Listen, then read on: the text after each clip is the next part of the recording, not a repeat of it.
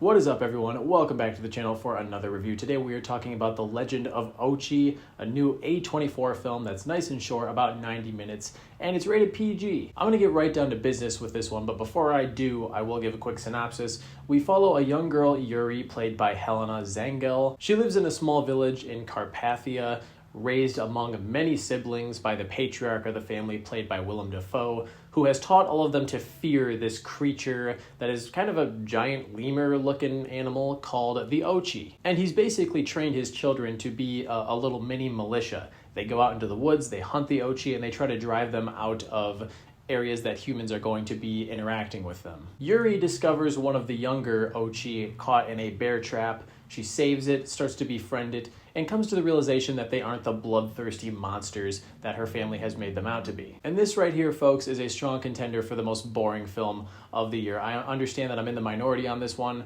but watching this film, for me, was like watching paint dry. I say that at the risk of coming off as a bit unsophisticated to the devoted A24 crowd, but this movie's rated PG. It has cute little creatures in it, so you'd think it'd be marketed towards kids, right?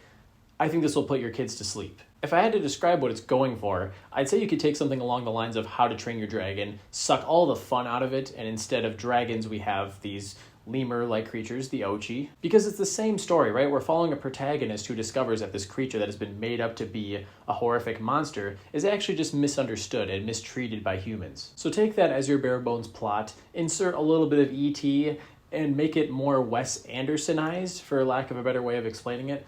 Also, I'm not a fan of Wes Anderson, so when I make that comparison, most people would say, oh, that's a good thing. For me, it's not. The line delivery from almost every character in this, whether we're talking about Willem Dafoe, who I normally love, or the main character, Yuri, who is played by an actress who might actually be very talented, but her line delivery was too dry. I couldn't become invested in her because I didn't know anything about her, given the fact that she hardly has any lines in certain portions of the movie. It's one of those stories that just drags on, and by the time you get to the end, you come across this scene that could have actually been very touching if the movie had dared to actually flesh out its characters a little bit. One thing that I will dole out the praise for is the puppets / animatronics that are used to bring the creatures to life.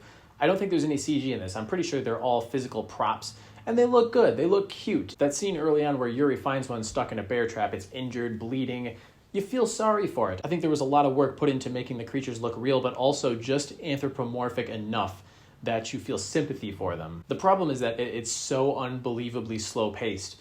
All that happens within the first 45-50 minutes of this film is Yuri finding this creature, running off into the wilderness, leaving her family behind. They come after her, and she sort of learns to communicate with the Ochi. Emotionally speaking, it keeps the audience at a distance, so why the hell should I care about their struggles? I wish that I had better things to say about this, but I think I would have been far better off just taking a nap. I'm giving The Legend of Ochi 1.5 stars.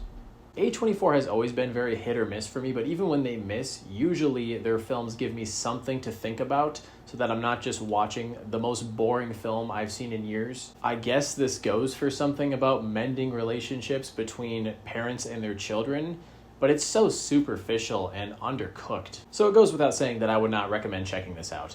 Those are my thoughts on the film. Be sure to let me know what you do think of it if you happen to sit through it down in the comments. Hit that like button as well as subscribe while you're at it if you want more content like this. I'll catch you guys in the next one. See you later.